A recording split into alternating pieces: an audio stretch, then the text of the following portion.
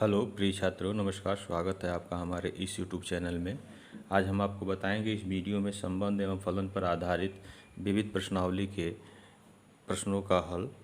इसके पहले हमने प्रश्नावली 2.3 के प्रश्न संख्या 4 और 5 का हल हमने बताया था, तो उसके वीडियो का लिंक हम नीचे डिस्क्रिप्शन बॉक्स में दे देंगे, तो आप उसको पढ़ सकते हैं। तो पहला क्वेश्चन है दिया हुआ है कि संबंध एफ एक्स बराबर एक्स स्क्वायर, जहाँ X is greater than or equal to 0 और is less than or equal to 3, ठीक है। और एफ एक्स का मान 3x है, जबकि X is greater than or equal to 3 और is less than or equal to 10 द्वारा परिभाषित है। दूसरा संबंध दिया है कि जी एक्स स्क्वायर, एक्स का मान जो है 0 is less than or equal greater than or equal to 0 दिया है और is less than or equal to 2, और जी एक्स का मान जो है 3x के बराबर है, जबकि x की वैल्यू क्या दिया है 2 is greater than x is greater than or equal to 2 और is less than or equal to 10 द्वारा परिभाषित है। तो दर्शाइए कि क्यों f एक फलन है और g फलन नहीं है। तो देखें इसका हल। तो इस प्रश्न को हल करने से पहले इस वीडियो को लाइक कर लें, शेयर कर लें, और साथ ही में यदि आप हमारे इस चैनल पर पहली बार जुड़े हैं तो इस चैनल को सब्सक्राइब कर लें, बेल आइकन घंटी को प्रेस कर लें।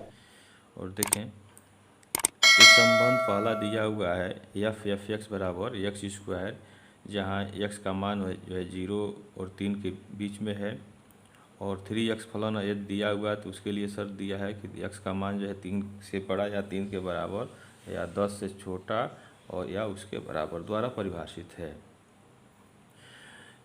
तो चूँकि यह संबंध दिया हुआ है, इसलिए इस संबंध का प्रांत जो होगा, इसलिए संबंध f का प्रांत वह क्या होगा। देखें, जो भी संबंध होता है युग्म के रूप में होता है, उसमें पहला जो घटक होता है x के रूप में होता है, दूसरा जो है y के रूप में होता है। तो जो भी x की वैल्यू होगी यहाँ वह प्रांत होगा, ठीक है। तो यहाँ 0 से 3 है, तो इसका प्रांत हो जाएगा 0, 1, 2, 3। और यहाँ देखें 3 से 10 तक है, तो इसमें 4 भी आएगा, तो 4, 5, 6, 7, 8, 9 और 10, यह जो है प्रांत हो गया। अब इन बिंदुओं पर हम इसका प्रतिबिंब निकालेंगे, तो उससे क्या होगा, y का मान निकलेगा, तो वह सहप्रांत होगा एक तरह से। तो यहाँ लिखें f0, यानी 0 का मान जो है 0 का मान जो है इसमें होगा, x का मान 0 इसी में होगा। इसके लिए फलन जो है एक्स स्क्वायर है, तो हम 0 यहाँ रखेंगे, तो यहाँ 0 का वर्ग करेंगे 0 हो जाएगा। इसी तरह से f1 इसी में आएगा, तो यहाँ 1 हो जाएगा, 1 का वर्ग, ठीक है। f2 2 इसी में आएगा, तो यहाँ 2 का वर्ग करेंगे तो 4 हो जाएगा। f3 इसी में आएगा, ठीक है। तो अब देखें 3 यहाँ रखते हैं तो 3 का वर्ग 9 होता है, और 3 जो है इसमें भी आएगा, ठीक है। इसमें भी 3 का मान मिल रहा है, तो इसमें भी अगर x की जगह 3 रखते हैं तो 3 3 9, तो दोनों स्थिति में यहाँ 9 मिल रहा है, तो f3 जो है 9 हो जाएगा। उसके बाद से f4 x का मान 4 इसी में मिलेगा, तो 3 4 3 12, यह हो गया 12। इसी तरह से हम निकाल लें f5, तो 5 इसी में होगा, ठीक है। तो 5 3 15, x की जगह 5, तो 3 5 15 हो जाएगा। f6 36 18 हो जाएगा। f7 x की जगह 7 7 3 21, 7 इसी में होगा। f8 तो 8 गुणे 3 यानी 24 हो जाएगा, ठीक है। f9 कितना हो जाएगा, 9 गुणे 3 9 3 27। उसके बाद से f10 10 गुणे 3 यानी 30। तो हम देख रहे हैं यहाँ कि संबंध f का सहप्रांत ये 0, 1, 4, 9, 12, 15, 18, 21, 24, 27, 30 ये सब आया हुआ है, जो कि संबंध F में प्रांत के प्रत्येक अवयव का सह प्रांत में एक अद्वितीय प्रतिबिंब है। ठीक है, इसलिए यह संबंध जो है एक फलन होगा। तो यहाँ लिखें, चूँकि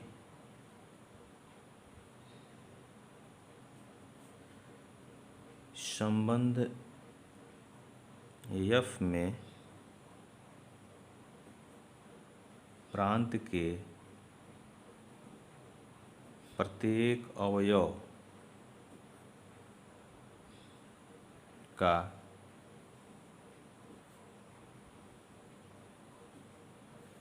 सह प्रांत में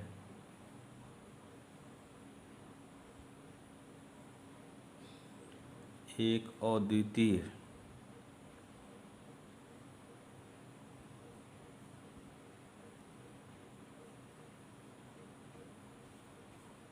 प्रतिबिंब है। ठीक है, तो यहाँ लिख लें, अतः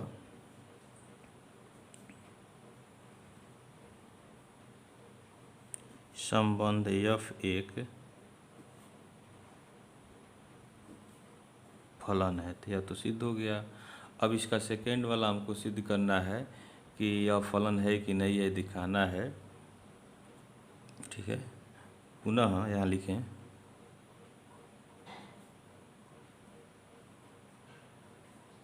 पुनः संबंध G बराबर Gx, यह दिया हुआ है Gx का मान x स्क्वायर, कब? जब x का मान 0 से बड़ा अथवा उसके बराबर हो और 2 से छोटा या 2 से बराबर हो। ठीक है, और 3x के बराबर दिया हुआ है, कब? जब 2 से बड़ा अथवा बराबर हो और 10 से यह छोटा या उसके बराबर हो। यह दिया हुआ है, द्वारा परिभाषित है। ठीक है, तो उसी तरह से हम इसके भी प्रांत निकालेंगे। तो यहाँ लिखेंगे संबंध R का प्रांत, G का, यहाँ लिखें संबंध G का प्रांत क्या होगा। अब देखें 0 से 2, तो 0 से 2 तो होगा 0, 1, 2 होगा, फिर इसमें 2 से 10 तक है तो इसमें 3 भी आएगा, 3, 4, 5, 6, 7, 8, 9, 10, यह हो गया इसका प्रांत। अब इसका हम निकालेंगे सहप्रांत। ठीक है, तो यहाँ जो है Gx का मान x स्क्वायर है, तो हम जो है यहाँ निकालेंगे F0। तो F0, तो x का 0 जो है इसमें मान मिलेगा। ठीक है, तो 0 का वर्ग करेंगे तो 0 हो जाएगा। फिर F1 इसी में होगा, तो 1 का वर्ग करेंगे तो 1 हो जाएगा। F2 इसी में है, तो 2 का वर्ग कर दिए तो यह 4 हो गया। अब देखें यहाँ जो है इसमें भी 2 है, तो यहाँ अगर 2 रखते हैं तो 3 गुणे 2 यानी 6 हो जाता है। तो यहाँ हम F2 लिखेंगे 6। ठीक है, यहाँ हमारा F2 6 हो जाएगा। फिर F3 इसी में, अब 3 से 10 तक इसी में आएगा, तो F3 हम निकाल लें तो 3 x की जगह 3, 3 गुणे 3, 3 3 9। ठीक है, F4 निकालेंगे तो 4 3 12। F5 जो होगा वह 5 गुणे 3 यह 15 हो जाएगा। F6 6 गुणे 3 18 हो जाएगा। ठीक है, उसके बाद F7 तो 7 गुणे 3 21 हो गया। F8 यहाँ 8 हो जाएगा, 8 3 24। ठीक है, उसके बाद से F9 क्या होगा, 9 गुणे 3 यह 27 हो गया, और F10 ठीक है, तो 10 गुणे 3 यह हो गया 30। ठीक है, अब हम देख रहे हैं कि प्रांत के प्रत्येक अवयव का सह प्रांत में जो प्रतिबिंब है, देखें यह अद्वितीय नहीं है, क्योंकि 2 का यहाँ प्रतिबिंब 4 और 6 दिया हुआ है। ठीक है, 2 के 2 प्रतिबिंब हैं 4 और 6, इसलिए यह प्रतिबिंब जो है अद्वितीय नहीं है, और इस तरह से तब यह संबंध जी एक फलन नहीं होगा। ठीक है, तो यहाँ लिखें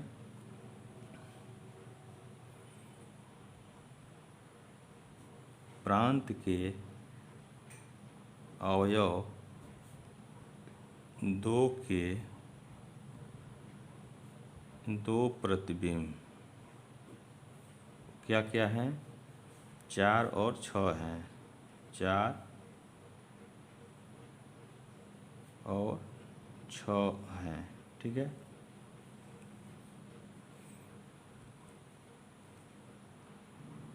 इसलिए अवयव 2 का प्रतिबिंब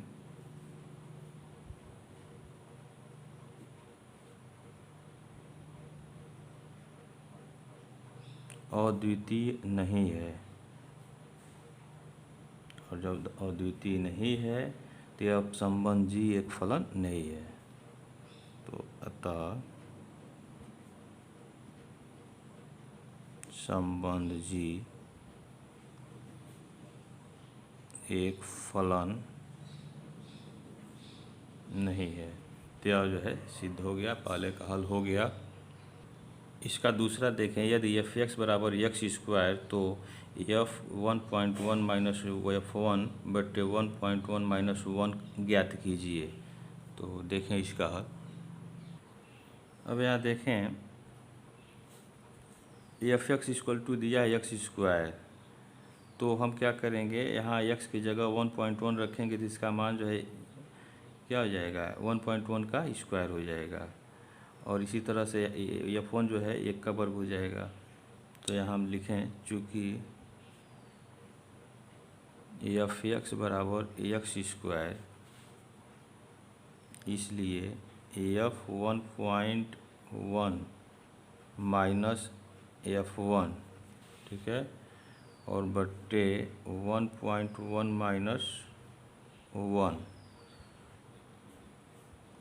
तो यहाँ क्या हो जाएगा, F1.1 का मान हो जाएगा 1.1 का स्क्वायर इसके हिसाब से। ठीक है, और माइनस 1 का स्क्वायर हो गया, और बट्टे इसमें से इसको घटाएंगे तो 0.1 बचेगा। ठीक, अब इसका हम वर्ग करें तो यह जो है 121 होगा, और 2 अंक के पहले दशमलव हो जाएगा, और ऋण 1 हो गया, और बट्टे 0.1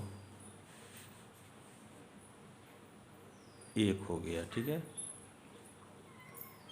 अब इसमें से इसको अगर हम घटाते हैं तो 0.21 हो जाएगा, अब बट्टे दशमलव यहाँ 1 हो गया। ठीक है, अब हम चाहते हैं कि यह दशमलव हटाना, तो यहाँ भी हम एक 0 बढ़ा लें तो यह दशमलव हट जाएगा।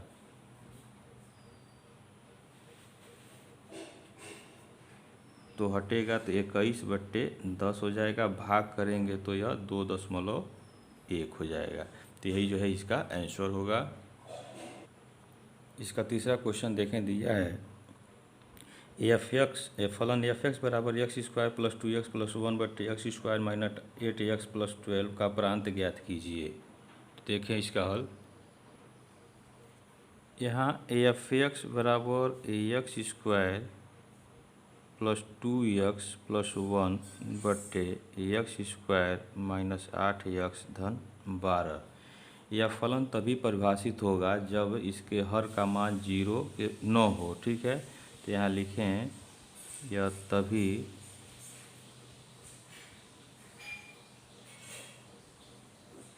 परिभाषित है जब एक्स स्क्वायर ऋण 8x अधन 12 इज नॉट इक्वल टू 0 हो। ठीक है, यानी इसके हर का मान 0 नहीं होना चाहिए। 0 होगा तो यह अपरिभाषित हो जाएगा, इन्फिनिटी हो जाएगा। तो अब इसको हम हल कर लें तो 12 करने 12 और यह हो जाएगा 6 दूना 12, जोड़ेंगे तो 8 हो जाएगा। तो एक्स स्क्वायर ऋण 6x और ऋण की वजह से यह जोड़ रहे हैं तो माइनस हो जाएगा 2x अधन 12 इज नॉट इक्वल टू 0। यहाँ से x कॉमन ले लें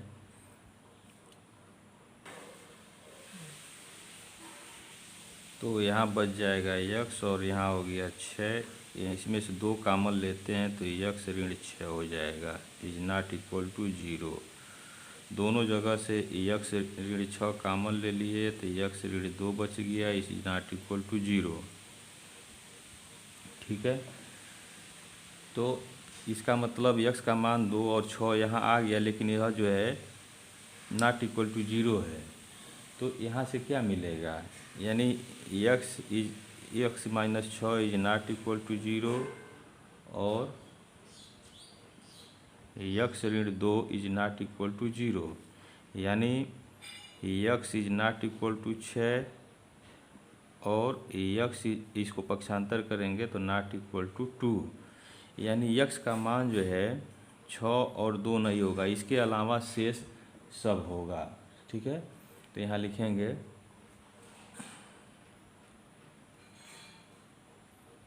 फलन f(x)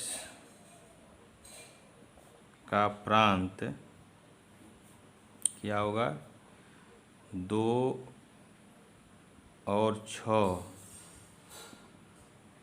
को छोड़कर शेष सभी वास्तविक संख्याओं का समुच्चय होगा। शेष सभी वास्तविक संख्याओं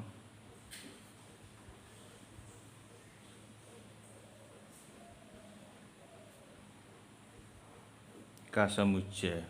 ठीक है, तो इसको हम समुच्चय निर्माण में भी लिख सकते हैं। क्या, इसका प्रांत लिख सकते हैं x सच दैट x, और यह x बिलोंग करेगा R में, और जहाँ 2 और 6 नॉट बिलोंग्स R में। ठीक है, यानी 2 और 6 R में नहीं होगा, इसके अलावा शेष जो है वह R में होगा और वही वास्तविक संख्याओं का समुच्चय होगा। ठीक है, तो यह इसका हल हो गया। अब इसके बाद से इसके शेष प्रश्नों का हल हम आपको अगले वीडियो में बताएंगे। तब तक के लिए आप इस चैनल पे बने रहें। जय हिंद।